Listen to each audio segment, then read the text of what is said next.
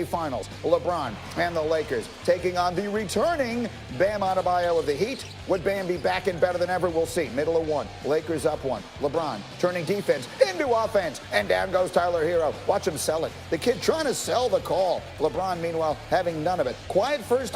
Third quarter. Here he comes. Lakers down 2. LeBron, top of the circle. He's got the range. Lakers made 14 threes on the night. Lakers starting to heat up, or at least LeBron was. Less than a minute later, more LeBron. Off the ball. Taking it strong to the hole, up and good. Lakers a 5-point lead. Next Los Angeles possession. And he had 28 points, 12 boards, 8 assists. LeBron finding his stroke. 2.5 to go in the third. Laker lead is 4. Anthony Davis with the range. He had 22. Lakers lead by 5. Going to the fourth quarter. Under 9 to play. The lead is 4. Shot clock winding down. Oh, the turnaround. Lakers go up by 6. 7 minutes to go. Heat not going away. Dunk 17 for him. He cut it to 2. Next Miami possession. Jimmy Butler. 22 points. That deuce as big as any. Wicker possession. Where do they go for a bucket? Oh, watch this. Oh, LeBron splitting the defenders and going strong left hand. Count the Miami defenders that he takes out. 1, 2, 3. Left hand plus the free throw is good. Lakers a 3-point lead.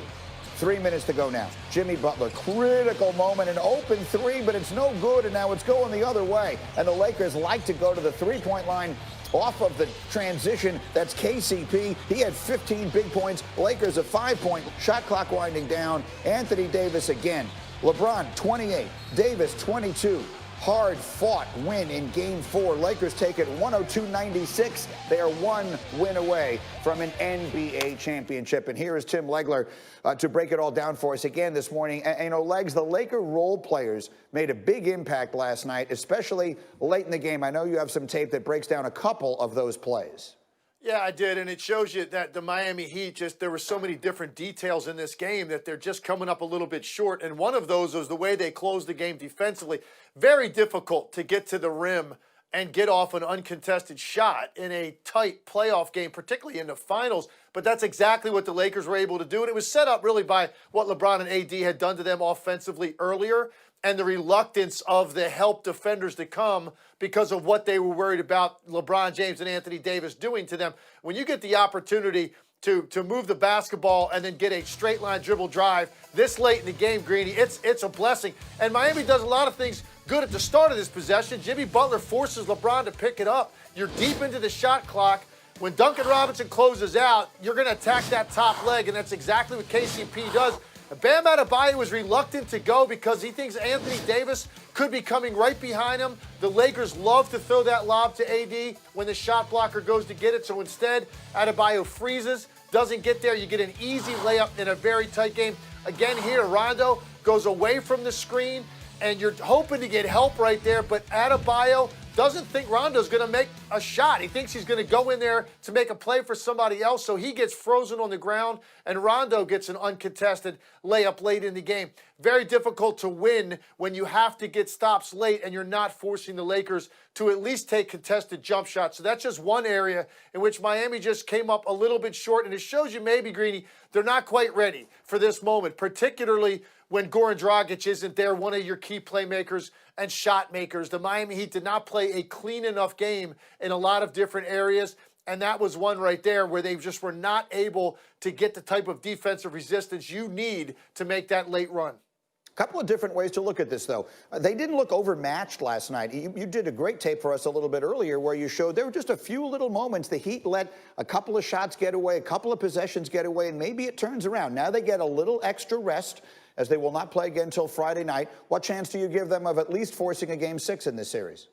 Well, I have so much respect for their coaching and for the toughness of this team and how connected they are. I'm certainly not going to think that this is a done deal now that they're down 3-1. This team is going to be very difficult to put away. And you talked about the things they need to clean up. You're absolutely right. I did a tape earlier where I showed you the different wide open looks they missed that just have to go in. And on the other end, the Lakers converting that into threes. Those are 6-point swings that take place over the course of a game, difficult to overcome. They couldn't keep Rajon Rondo from getting some long rebounds in that fourth quarter that extended possessions that led to free throws. They committed some fouls they'd like to have back. One in particular, Kelly Olynyk fouling Morris late on a three-pointer. You just cannot make those types of plays. So there are things they're going to see in the tape that are going to make them feel like they are right there in terms of getting just one win, and that's what it's going to take to shift a lot of the pressure back to the Lakers. So I'm certainly not going to write off the Miami Heat's chances on Friday night. They've played too well in this series, but they've got to tighten up some of those details, and then most importantly, for once, they've got to outscore the Lakers from the three-point line. You can't expect that going into the series if you're Eric Spoelstra, yet that's what happened again last night, and that has to turn around. Adebayo should be better in his second game back from the injury, but more than anything, it's the details to tighten up, and they're so close into making this an extended series. I give them a great chance on Friday night because they're going to play very desperate. All right, Legs, outstanding. While will play, Goran Dragic is a game-time decision. Wilbon, you first. Your thoughts? This is about as good a news as the Miami Heat could get. I mean, game-time decision means there's still hope that Dragic will play. And for people who think, oh, Dragic is sort of just a third wheel, Dragic is averaging 20 points a game in the playoffs.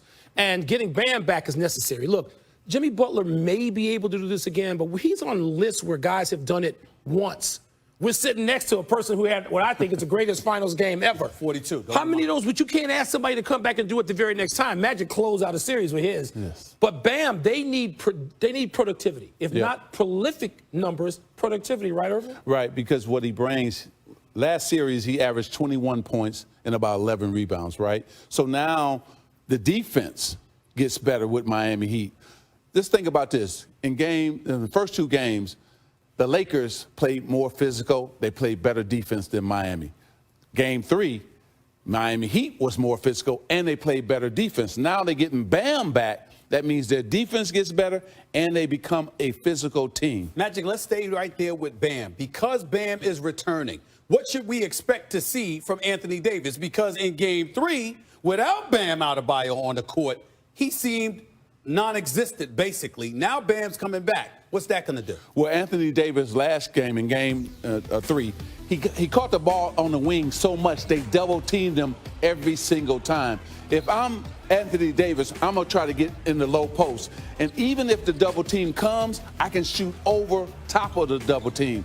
But Anthony Davis turned the ball over so much in the first quarter, the Lakers never got in rhythm. They never got in sync until the second half of the game. They turned it over 20 times. They took 42 threes. You can't do that. The Lakers are not a great shooting team. Now, they can hit them when they're rolling. So what I expect tonight is pump fake if you got an open three and drive it to the basket. And then don't turn the basketball over. And the king must control the tempo. Jimmy Butler controlled the tempo in Game 3. I know you both, and I'm going to ask you this next question, sticking with the Lakers, Irvin Magic Johnson. On behalf of both Mike Wilbon and myself, I'm going to ask you this question.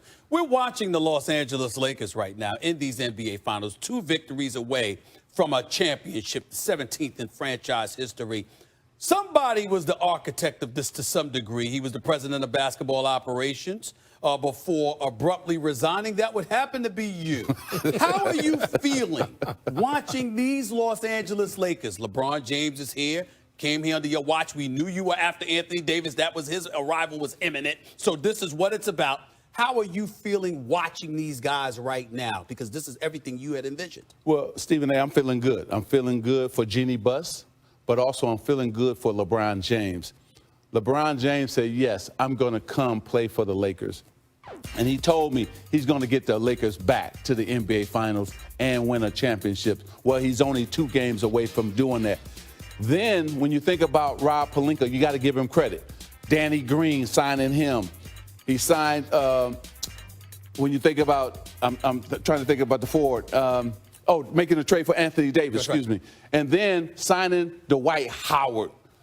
Dwight Howard has played his best basketball since Orlando Magic, Dwight Howard. So you look at what Rob has done, you look at what LeBron has done to make the team better. Vogel and the coaches staff. And then I was going to give him credit next. Vogel, the defense, because the Lakers have won based on their defense, and then getting out on the fast break and running with LeBron James at point guard. It's been amazing. And playing LeBron at point guard. Give Vogel some credit for that as well. And while there's this obvious identification, on the other hand, If this was anybody else that the Miami Heat was playing, you'd be rooting for the Miami Heat, right? And I mean, would. Pat, you know what is going on.